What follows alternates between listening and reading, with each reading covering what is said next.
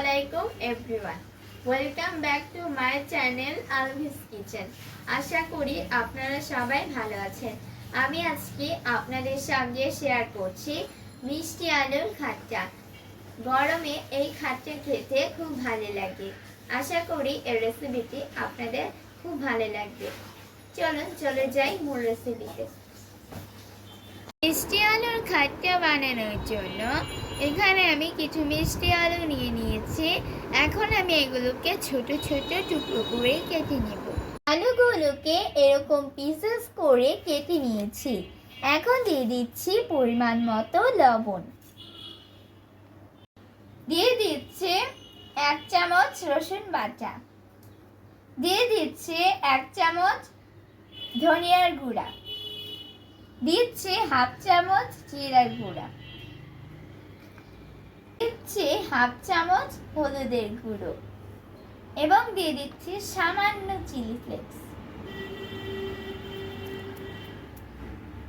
এবার দিয়ে দিচ্ছি 1.5 কাপ পানি। এগুলোকে আমি এখন ভালো করে কষিয়ে নেব। পানি শুকিয়ে গিয়েছে, আলুগুলো সেদ্ধ হয়ে গিয়েছে। এখন আমি মিষ্টি আলুগুলোকে হালকা একটু ভেঙে দিচ্ছি। এই প্রসেসটার জন্যই আমি পানি খুব বেশি দিইনি। এখন দিয়ে দিচ্ছি 4 কাপ পানি।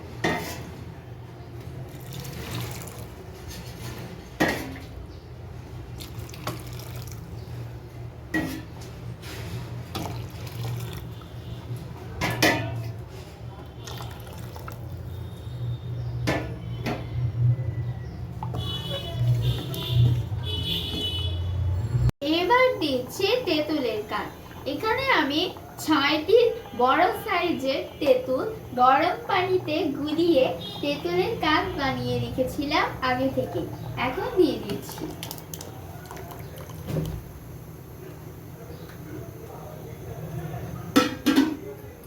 যদিও মিষ্টি আলু মিষ্টি, যেহেতু আমি এখানে তেঁতুলের টক দিয়েছি, সেই জন্য টকটাকে ব্যালেন্স করার জন্য দিয়ে দিচ্ছি 1 কাপ চিনি।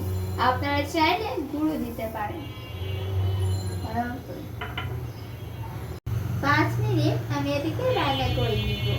একটি প্যানে তেল গরম করে নিয়েছি। এটা হচ্ছে মিষ্টি আলুর খাট্টা তৈরির লাস্ট প্রসেস। এখন দিয়ে দিচ্ছি রসুন কুচি। রসুনগুলোকে গোল্ডেন ব্রাউন কালার করে ভেজে নিব। রসুনটা ভাজা হয়ে গিয়েছে।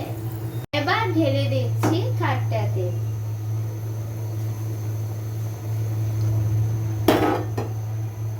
রসুনের বাদাটাই এই মিষ্টি আলুর খাট্টার স্বাদ দ্বিগুণ করে দেয়।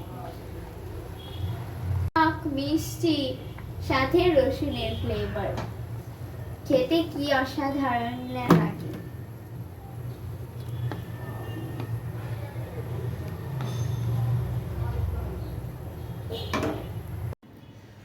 তৈরি হয়ে গিয়েছে মিষ্টি আলুর খাট্টা। আশা করি এই রেসিপিটি আপনাদের ভালো লেগেছে। যাদের ভালো লেগেছে তারা অবশ্যই লাইক, কমেন্টস ও শেয়ার করতে ভুলবেন না।